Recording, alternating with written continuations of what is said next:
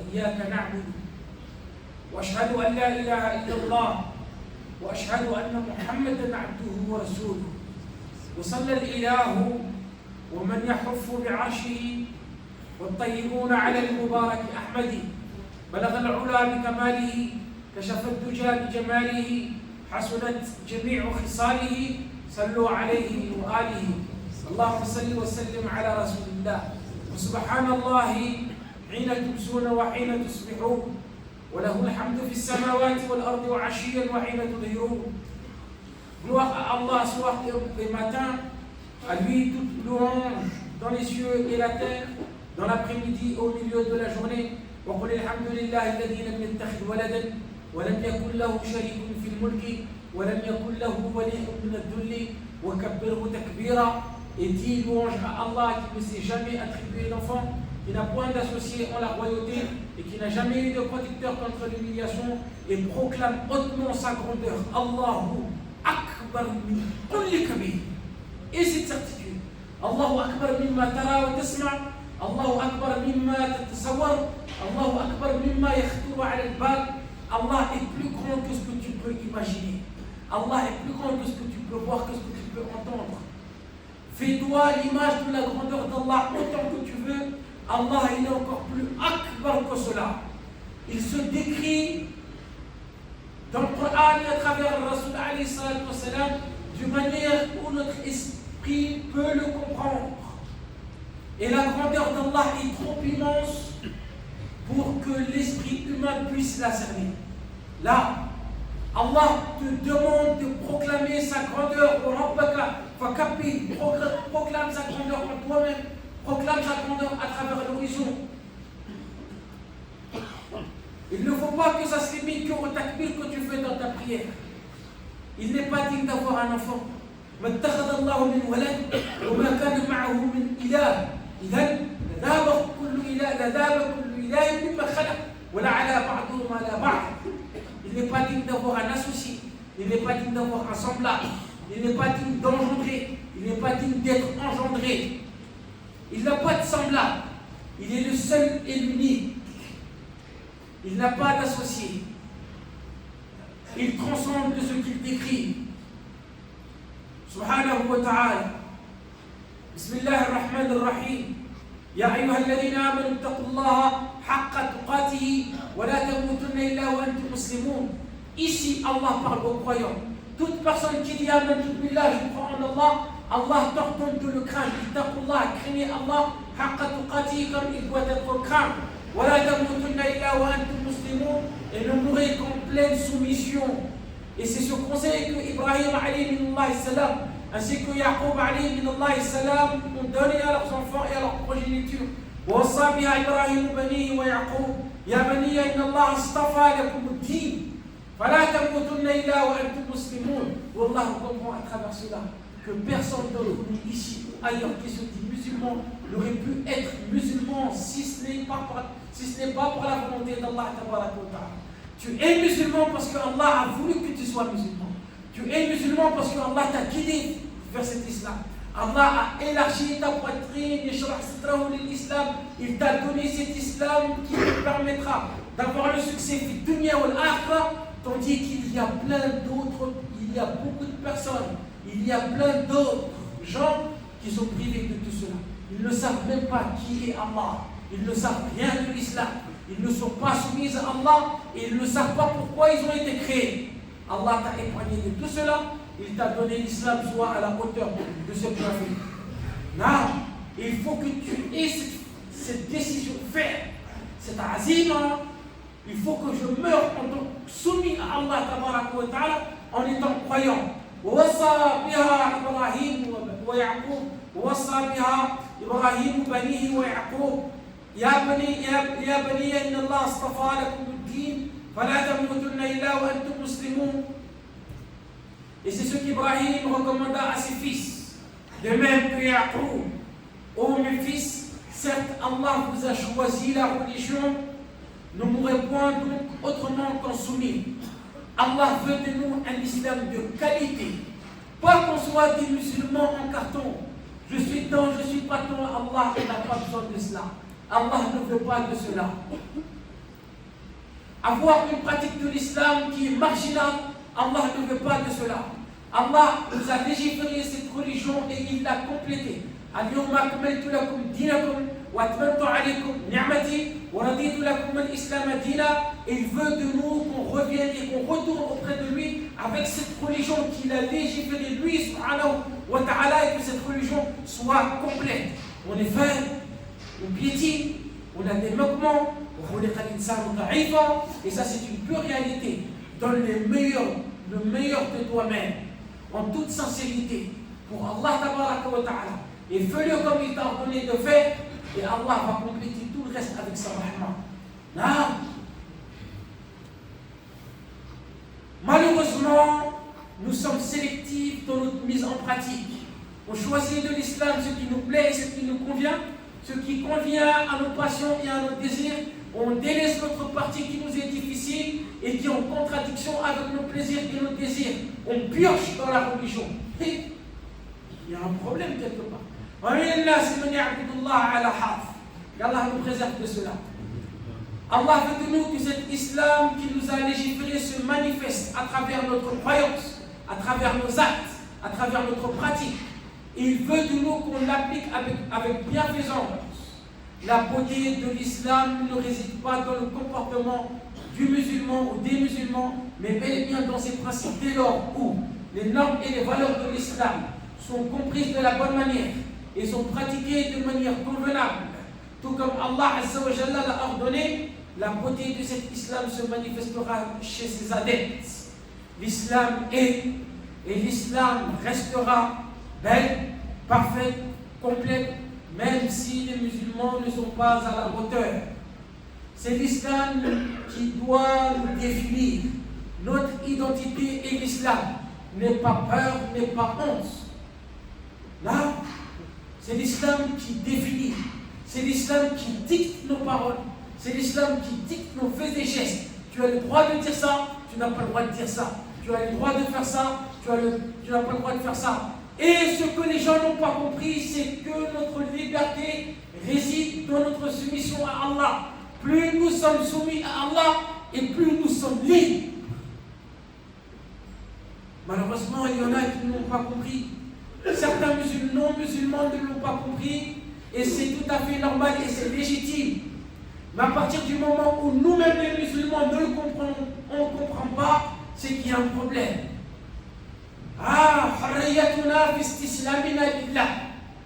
Notre liberté réside dans notre soumission à Allah. Plus nous allons être soumis à Allah, et plus nous allons être libres, sereins, tranquilles et réformés. Allah veut de nous un islam de qualité, conforme à sa volonté, appliqué et pratiqué comme il nous l'a ordonné. Que cet islam se manifeste à travers notre croyance, nos actes, et qu'on l'applique avec bienfaisance comme il a été cité. Les principes et les valeurs de l'islam doivent être ancrés en nous. Où que tu sois, et dans n'importe quelle situation, dans une situation de détresse, on ressent que tu es musulman. Dans une situation d'aisance, on sent que tu es musulman. Avec le parfait inconnu, on sent que tu es musulman. Lorsque tu parles, lorsqu'on te côtoie, on ressent cet islam. Et on voit ces valeurs de l'islam se manifester en toi. Sois musulman dans l'âme. Ne te dis pas, il faut que je sois musulman, un bon musulman avec un tel, ou avec un tel, j'ai un bon comportement, et avec lui, non. Dans telle situation, oui, et dans telle situation, non. Qu'est-ce qui t'arrive, Sahabi?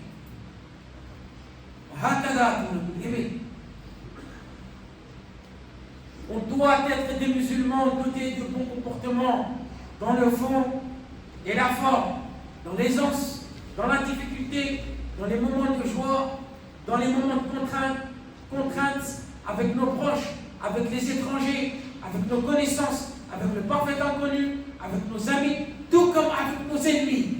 Non. Avoir un bon comportement envers nos amis, nos ennemis.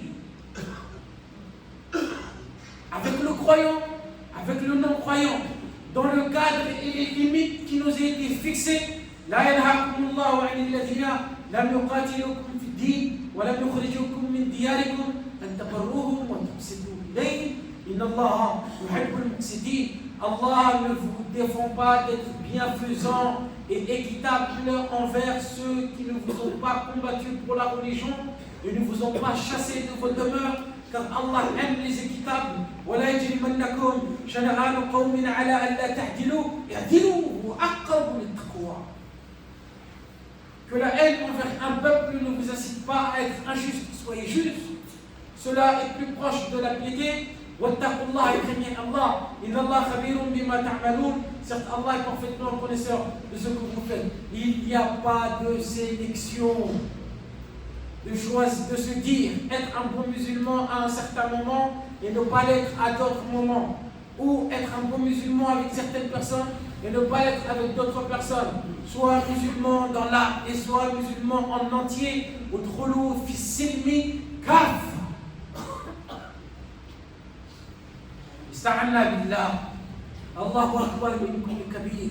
Qu'Allah fasse en sorte qu'on soit à la hauteur de ce bienfait qu'il nous a accordé. Qu'Allah fasse en sorte qu'on soit à la hauteur du grade qu'il nous a accordé. Qu'Allah fasse en sorte qu'on soit de vrais musulmans. Qu'Allah nous accorde la bonne Amin. Qu'Allah nous accorde la bonne compréhension et la bonne mise en pratique. Et on pose la question, et je commence par ma propre personne, et je pose la même question à chacun d'entre vous à titre individuel et à toute personne qui entendra ma voix.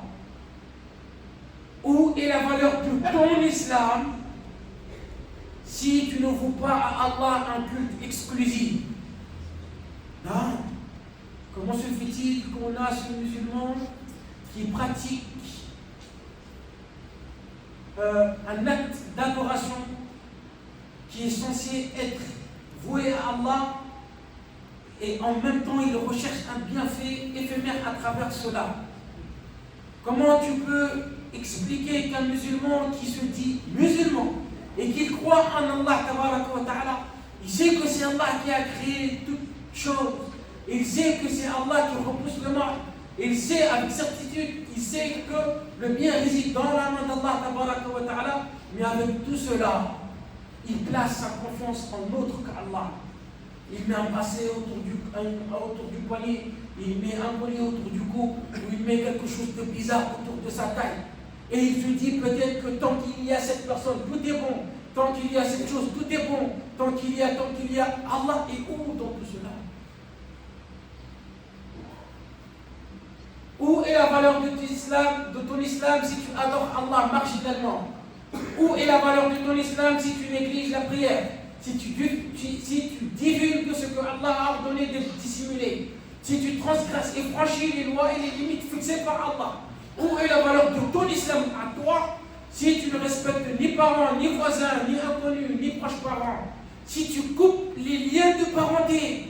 واتقوا الله الذي تساءلون به والأرحام أي واتقوا الأرحام أن تقطعوها. Et lui il est là, rompt les liens de parenté. Il ne parle plus à son frère pendant des années et des années. Parce que lui il a dit que c'était rose et son frère a dit que c'était marron. Il ne parle plus à sa sœur pendant des années et des années. Parce que lui il voulait du chocolat et elle voulait du beurre.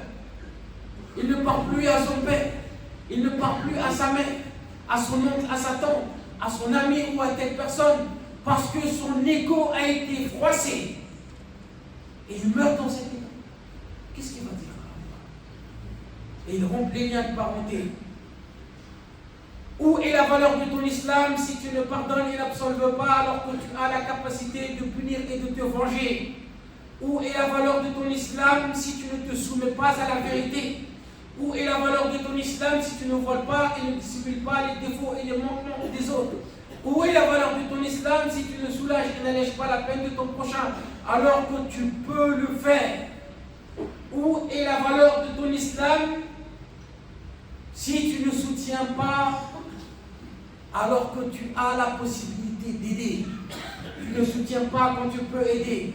Si tu ne réconcilies pas alors que tu as la capacité de réconcilier. Où est la valeur de ton islam si tu prives alors que tu peux donner? Où est la valeur de ton islam si tu donnes dans le but de recevoir davantage? Voilà, Où est la valeur de ton islam si tu es une source de mal, de corruption sur terre et de troubles? Où est la valeur de ton islam si tu es orgueilleux, injuste et sujet à ton ego? Où est la valeur de ton islam si tu trahis, tu triches, tu arnaques, tu voles, tu forges des paroles mensongères et de faux témoignages?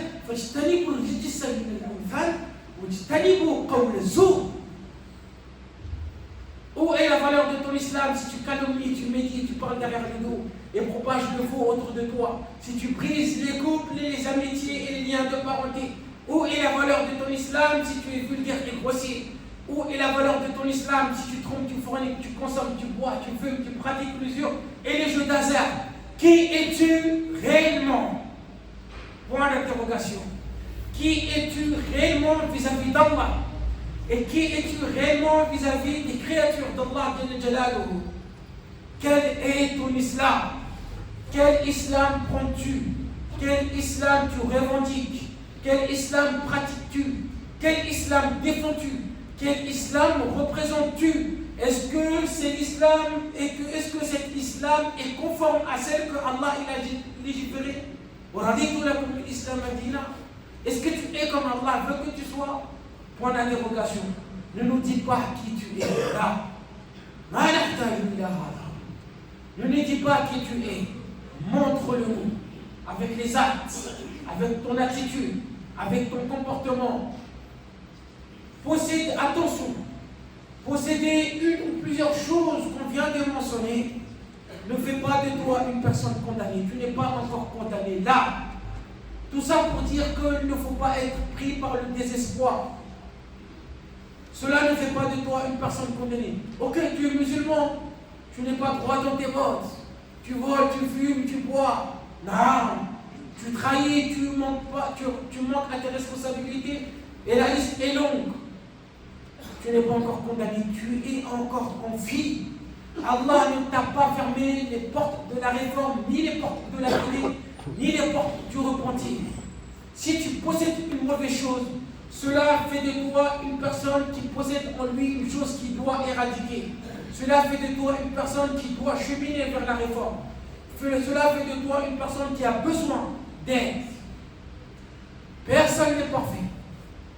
Personne ne le sera et personne ne le pourra. Allah ne veut pas de nous qu'on soit de parfaits serviteurs avec une foi infaillible qui ne commettent jamais de péché et qui ne font jamais d'erreur. Allah ne nous demande pas d'être comme ça là et c'est impossible. Et si c'était le cas, si Allah nous avait demandé d'être ainsi, ben ça aurait été une injustice. Or, Allah n'est pas injuste. Étant donné que nous sommes faibles et imparfaits, notre pratique de la religion sera aussi imparfaite. Allah veut simplement qu'on soit comme il veut que l'on soit, qu'on écoute et qu'on obéit, qu'on se soumette à lui et qu'on croit en lui. Et lorsque on délaisse le droit chemin, involontairement, on se reprend. On revient auprès de lui, tabaraka wa ta'ala. Allah veut de nous qu'on soit comme il nous a enjoint d'être en empruntant la voie et le chemin qui mènent à cela. Et si tu veux savoir de quoi il s'agit, alors je t'invite à réouvrir et à reprendre le Coran que tu as délaissé depuis longtemps. Ouvre, lis, essaie de comprendre et médite. Tout est expliqué. Allah a fait de ce livre un exposé explicite pour toute chose. Tibyanan li kulli shay. Et il n'a rien omis dans ce livre. غفرتنا في الكتاب من شيء. استعنا بالله. أقول ما تسمعون وأستغفر الله لي ولكم ولسائر المسلمين إنه كان غفورا رحيما. رب اغفر